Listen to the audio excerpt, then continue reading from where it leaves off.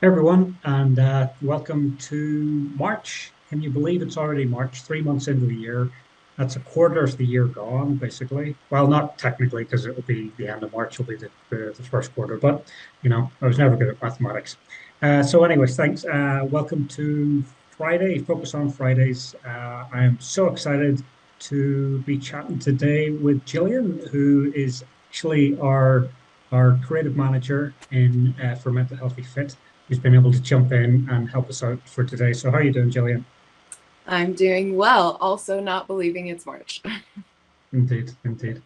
Well, at least the weather's changing. It's nice to have the brighter nights, the brighter nights. I was Yes. thinking last night because it was quite rainy here in Salt Lake, and it was nice to have that the darkness and the rain, Hmm. knowing that we're going towards the spring. I Yeah. always wonder, like when we're in November and we have that kind of dark, rainy night, it's like, oh, we're moving into the hard times. So it was Yeah. nice to know, hey, it's moving into the nice days. So, Yeah, it hits uh, different. yeah. So, so today we're going to watch one of our own films that we made a little while back, actually, for World Mental Health Day, and it's called "Doing This Helps That." And it's just a bunch of people that live in Salt Lake that have lived experience with mental health and discussing their, what they do to help themselves, what they can do to help them to help that. So let's jump in right away and watch the film, and we'll be back afterwards to chat about it.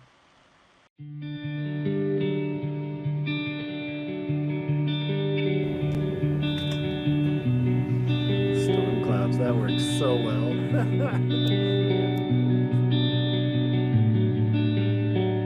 Without this, I would be lost. My life would be very bland. I can't even fathom myself without this. I would be dead by now or a religious nut of some sort, either joining a cult or trying to create my own cult. Without this, I would be non existent. But with this, I have meaning. But with this, I am capable. With this, I feel connected. With this, I am an example. I'm Brian. I'm a transmedia storyteller. I have depression, anxiety, and PTSD. And I remember about 10 years ago, I got up on stage at a film festival and I announced myself. I said, "Hello, I'm Brian, and welcome to these films." And that was the first time that I ever felt a warmth from other people. I have depression, anxiety, ADHD, and probably some undiagnosed PTSD. I am diagnosed with bipolar 2 disorder, a mild form of OCD, and borderline personality disorder. The first time that I realized doing installation art and connecting with the community through marketing helped was when I realized that I was actually doing something that was much bigger than myself, that brought a lot of people joy. And putting things in that perspective was really helpful. Even though I feel this way about myself, or I wake up feeling a certain way about myself, something that I've done has left a stamp for other people to feel good about themselves. When I was 15 years old, I had a drama teacher that was teaching improv at my high school, and I didn't have a great home life, and that was probably the first time I could apply my energy in an art form and not get a negative reaction. I'm a creative designer and a comedic performer, and I have ADHD-induced anxiety and depression disorder, so that's fun. Performing improv was wonderful, and I could do it at high school. When I tried doing it outside of high school, some of the hurdles that I ran into were gatekeepers, people that just thought I looked too young or didn't think I was very funny. Especially improv where you're performing from your worldview. I had a very dark, skewed worldview, and I wasn't necessarily in the right setting to express my honest feelings on stage without it being met with like a groan or pity from the audience. They were there to see comedy.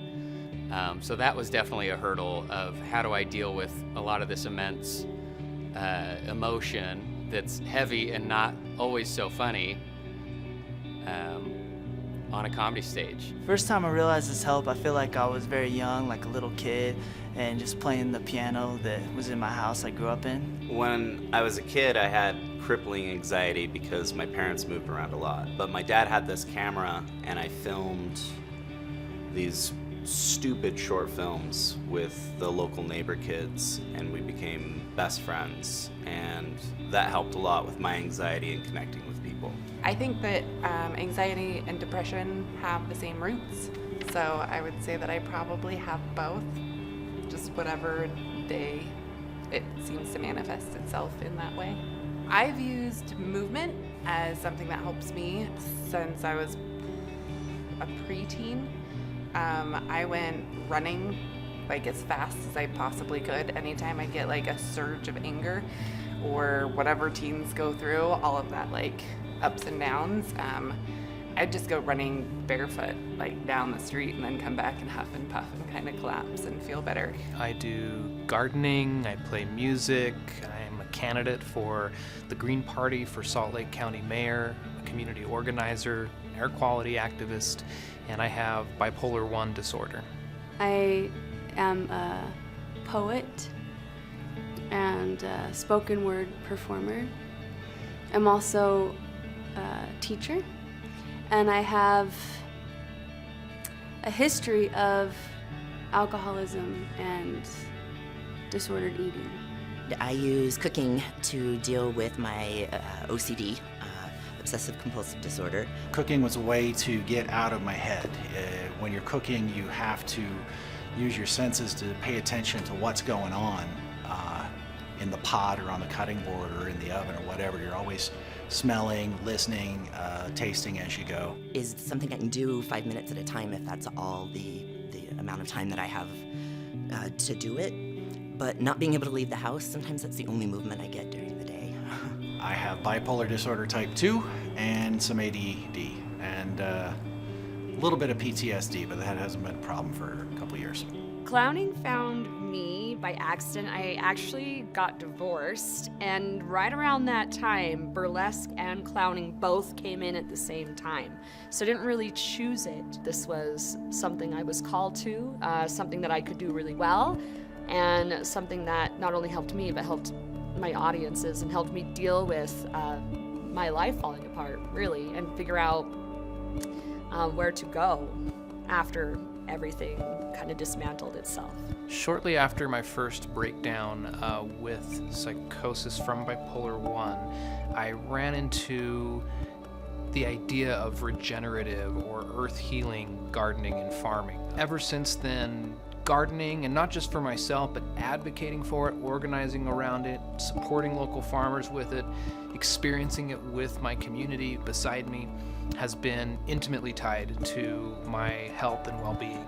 It's tough, like for a lot of musicians, you know, sometimes they feel like the whole thing is to connect with people and communicate to people through your music, and I think it's really hard sometimes to feel comfortable in your own skin and be able to feel like yourself and just put yourself out there in front of people, because you like sometimes get a lot of judgment and hate from certain people from playing your music and expressing yourself. So I think it's really important to be able to overcome those things and just express yourself anyway and be yourself. One time my dad laughed and said, "Oh, that was a good one." And then he said, "I love you and I'm proud of you." And I thought that was kind of cool because he's very hard to impress. I do this show every year called An October Evening. It's a punk rock Halloween show. And this kid had a credit card with one of our marketing materials on his credit card. And before I could even say anything, he said, "Man, I'm just a huge fan." And I just smiled and I said, "That's the best compliment I've ever had in my life." And that was that. And honestly, if I heard somebody else say that story, I would say that they were a liar. The nicest thing that anyone has ever said about my things, I can't find one, but I would say, I'll get choked up on this one, but anybody that has ever said that what I have done has like somehow touched their lives or changed their understanding of themselves or allowed themselves to get more in touch with themselves or proud of themselves, any of that makes my life worth living. I'm Brian, and doing this helps that. Doing this helps that. Doing this helps that.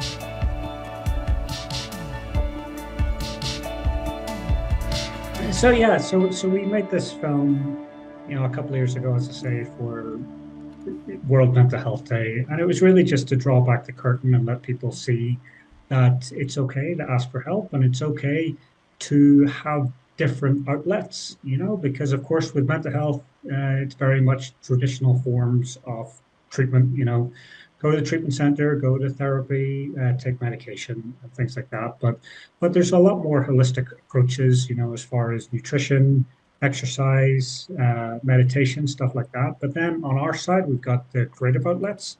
So it was really cool to be able to chat with all these different people to see the width and breadth of what everybody else, implements in their lives. So, and I know that you kind of go along those same lines. So if you wouldn't mind just giving us a quick introduction about maybe, your own experience with mental health and what you have sort of traversed in your life, in your journey, and what you've found that can help yourself. Yeah, so I have atypical depression, anxiety, and a mild form of OCD. And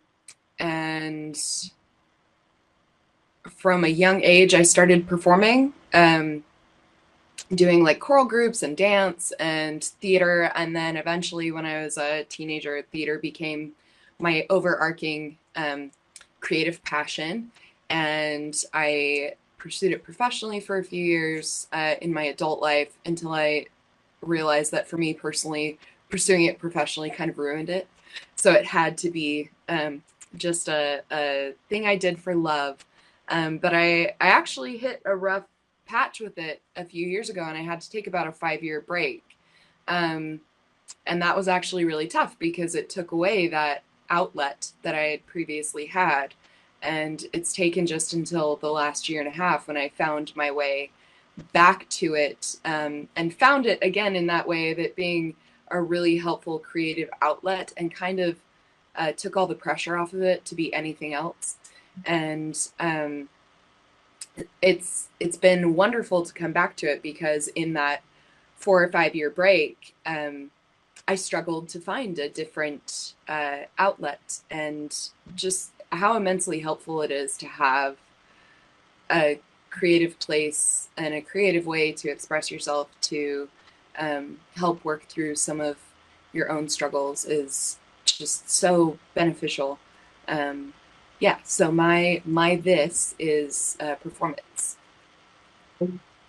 So when you were in the 5 years, downtime, did you genuinely notice a difference within your mental health? And was there a connection? Were you able to put and say, well, how come maybe it's because I'm not performing and expressing myself? Maybe that's the reason. Actually, it's interesting. I had hit a point with performing where it had become kind of toxic, actually. It's like I say, it had kind of taken on all of the wrong attributes because I had personally put all of this pressure on it to be something else. And so I needed that break from it to really be able to go down to the bare bones and say, okay, is this something that I need in my life or that makes my life better? And I saw what my life was without it. And there was a very distinct difference of what my life was like without it. And I struggled to ever find an outlet that fit it the same way, that really fulfilled that need. And so, I really tried a whole bunch of different things and tried to find new hobbies and whatnot, but nothing ever filled that hole. And so when I've been able to come back to it, it's been with a lot of anxiety, and it was something that I really had to work through, but I knew was eventually going to be worth it. And I'm back to a really healthy place with it now. And I think because I took that break that was very much needed for my mental health, I've now been able to come back to it in a place that's really beneficial for my mental health and makes me really happy again. Totally. And I've seen you in multiple productions, and you're always wonderful. You really do disappear into the characters. And I was wondering, are there any characters that you have played that you've kind of done it therapeutically, like to explore their character aspects, but also to explore your own? It was interesting. I was watching a documentary at Sundance about deaf performers, um, and they were discussing about the differences between method actors and how deaf performers can act, because there's a kind of there can be a disconnect as far as methodology, and they did raise a point like that method acting is really only a male centric piece. And I'd never thought about that the main method, you never hear about a woman method actor. Sure. You know?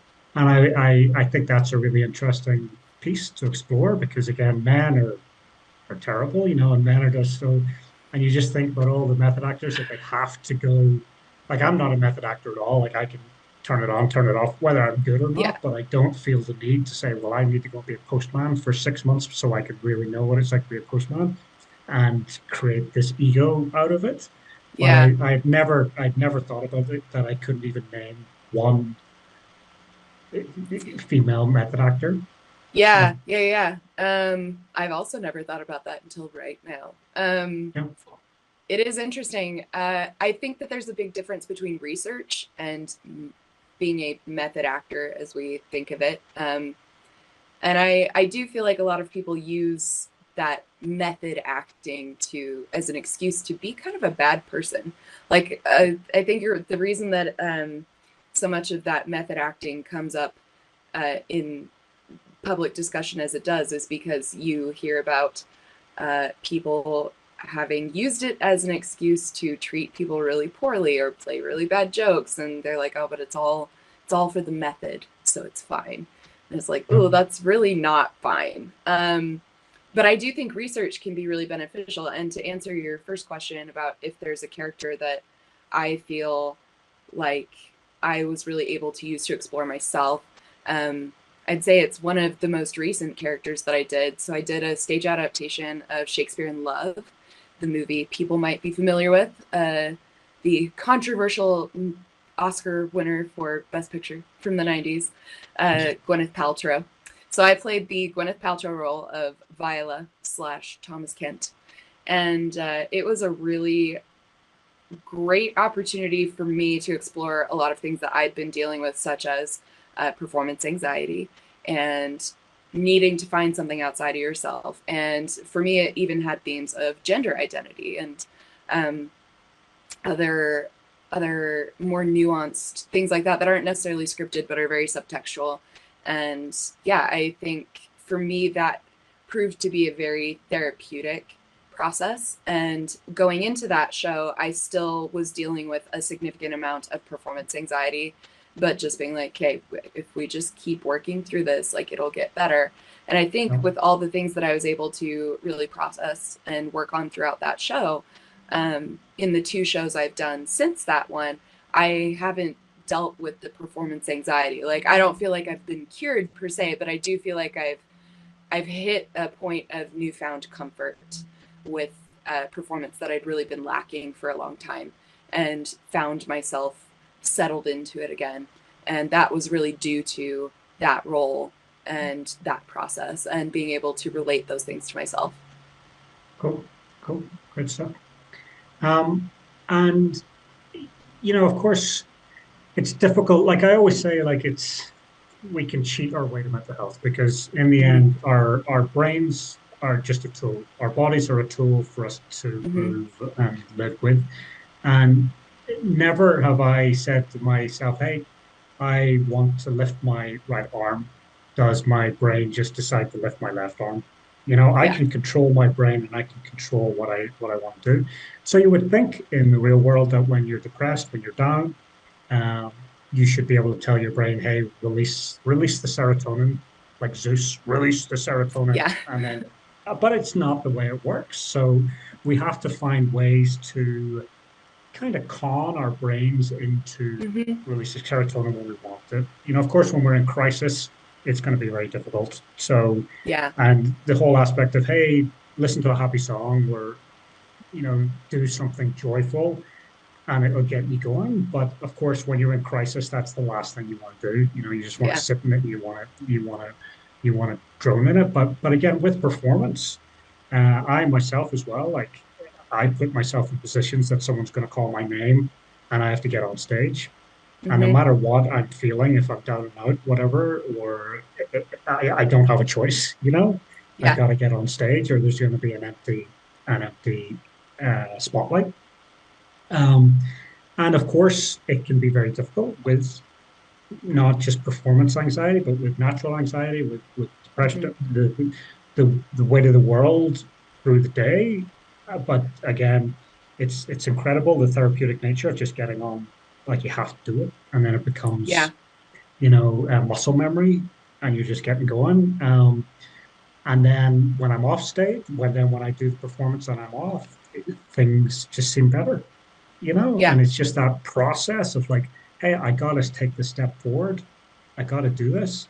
And I suppose putting yourself in positions where people are going to call your name and you've got to start talking, and you've got to do it Yeah. when people are relying on you is a nice metaphor for life, by having that support group around you Yeah. to want to communicate, to want to help. So any thoughts on that ramble? Yeah.